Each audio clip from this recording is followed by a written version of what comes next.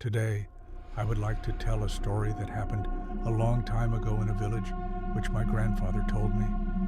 After that incident, all the residents of the village left, and now no one lives there anymore.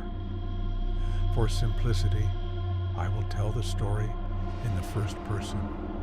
My village is not far from the city, but on two sides it borders a forest, and on one side, swamps. The village itself is quite large, about 60 houses, and it was not remarkable for anything special. We lived for many years peacefully, minding our own business, not bothering anyone. But one hot July day, something happened that completely changed our way of life. I was weeding the garden when I heard a scream across the whole village.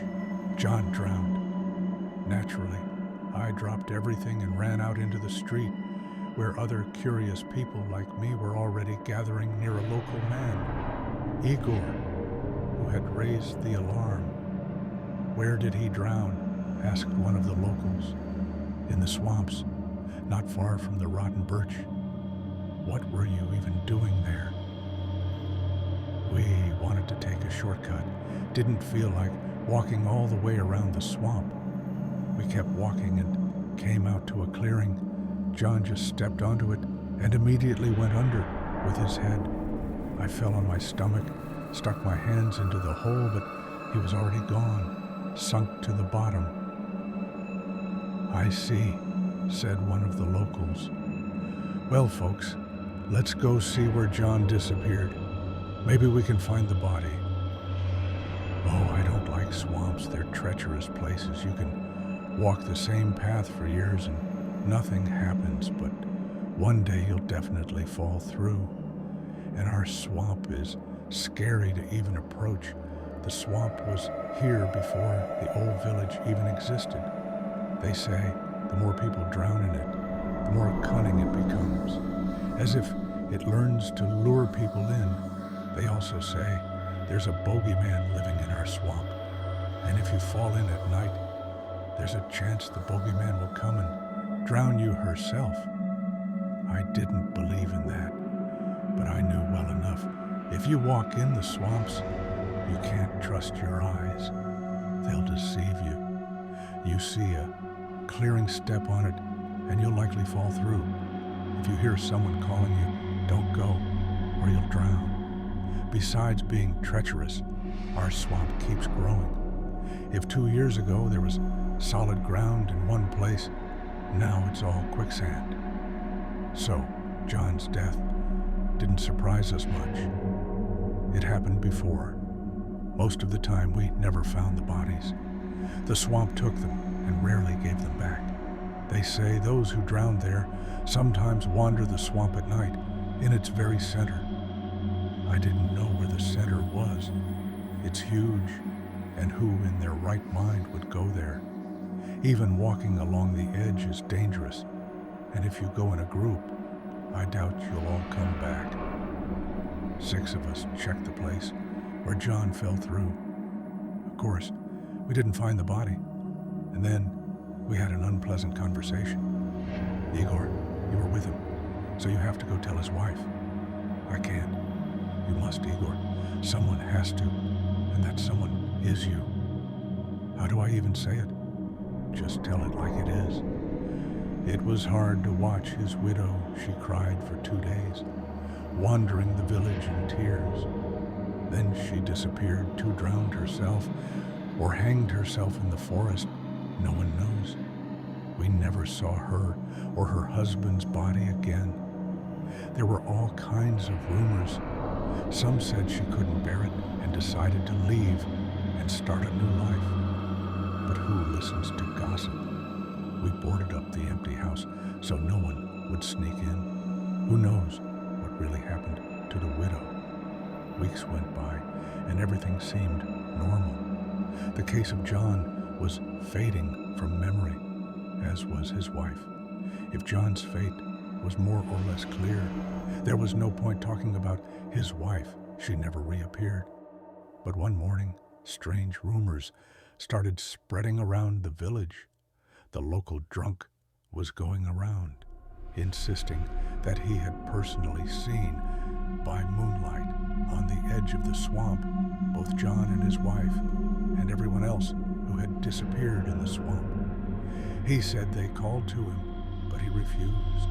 Some laughed, some were scared, and some, like me, just listened with interest. At first, I didn't believe it, but out of idle curiosity, I asked him to show me where he'd seen the dead. When we got there, I didn't expect to see anything, but damn, the place he showed me was completely trampled down, like when a lot of people stomp around in a small spot. The grass was flattened, and closer to the edge of the swamp, the ground was covered in some black, tar-like muck that stank terribly. "What is that?" I asked the drunk. "I don't know. Looks like silt." That black stuff was like nothing I'd ever seen, blacker than coal. The drunk went to pick it up. "Stop," I said. "Why?" "I don't know. Just don't touch it. Who knows what it is?" "Oh, come on. It's just from the swamp. I don't think the mud is dangerous." I kept quiet, watching as he smeared the sticky, stinking muck on his hand. "Well?" I asked. "Silt," he replied. "Black, stinking silt. Though I've never seen anything like it before." But I was more interested in something else. Could it be that what I saw yesterday was real? Someone dragged this muck here, and judging by the tracks, it came straight from the swamp, as if someone dirty had crawled out. It gave me the creeps. Who in their right mind would drag swamp muck onto the shore? "But," I said, "you should drink less. Then you won't see things." He mumbled something unintelligible, and we went back to the village. I spent the whole day thinking, could it be real? No. You'd have to be an idiot to believe someone who sees squirrels more often than people. But, on the other hand, even if you ignore his words, someone was trampling around all night. There were a lot of tracks. And who would drag muck out of the swamp? I didn't like that muck. It was strange, and he even touched it with his hands. Anyway, I decided to be more careful if I had to pass by the swamp. Stories are stories, but something was going on there. The next day, near noon, my neighbor told me that the same drunk had drowned in the swamp. And not just that. Toward evening, he called another man and said, "Let's go to the edge of the swamp, see what's there." "What's there?" the other asked. "Someone's calling. Maybe someone's in trouble, drowning." So he dragged the drunk to the swamp. They went into such a thicket that it would be scary to go there, even in broad daylight, let alone in the evening. But someone was calling for help, so they went. Suddenly, the drunk stopped and said, "Here." "Hear what?" "Well, someone's calling." The other man listened, but the swamp was silent. He wanted to tell the drunk to stop drinking, but didn't get the chance. "I'll check. Wait here," the drunk said, and dove into the swamp. He touched the muck, I said. "What muck?" asked my neighbor. "Well, remember, he said he saw dead people?" "Yes, I remember. I went with him. Strange things happened, and there was weird muck he picked up with his hands." "That's all?" the neighbor replied. We talked a bit more and went our separate ways. Knock at the door. Who could it be so late at night? I got up from bed and went to the door. "Hey, open up. It's me, John. John, the one who disappeared in the swamp." "I didn't disappear anywhere. Open up. I'll tell you what happened." I turned on the porch light and opened the door a crack. There were two of them, the drunk and John. They looked awful bloated, bluish, covered in slime and that same muck, trying to smile. "Will you let us in?" John asked. And as he spoke, Stinking muck dripped from his mouth. "No, I won't let you in," I said, my legs trembling. "Come on, we're friends. Let's sit, have a drink, talk. I even brought a bottle," he said, showing me a bottle filled with that black muck. "No, John, I won't drink, and I won't let you in." "Well, if you won't let us in, come with us to the swamp. Let's celebrate there. My wife, Anthony, who disappeared 6 years ago, is there too. Why am I telling you this? Come, let's sit and talk." "No, I can't. I have to get up early tomorrow," I said, thinking my voice would crack and betray my fear. "Well, can I at least come closer to you?" "Why do you keep asking for permission?" I asked, fully understanding why. "So can I?" he repeated.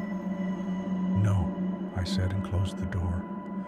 I sat on the floor, one thought spinning in my head: evil spirits can't enter unless you invite or allow them in. I don't remember exactly, but these ones clearly couldn't. If so, then everything would be fine, as long as I didn't give permission. It was a long night. I didn't sleep. I packed my things, preparing to move. In the morning, when I opened the door, I saw the porch covered in that same muck. "No," I thought, "you can't touch the muck. If you do, one day the swamp will call you to itself." Walking through the village, I saw wide open windows, doors, and gates. Later, I learned that many that night agreed to go with them or let them in, where they were forced to drink that stinking muck. As far as I know, after that night, only 15 people from the whole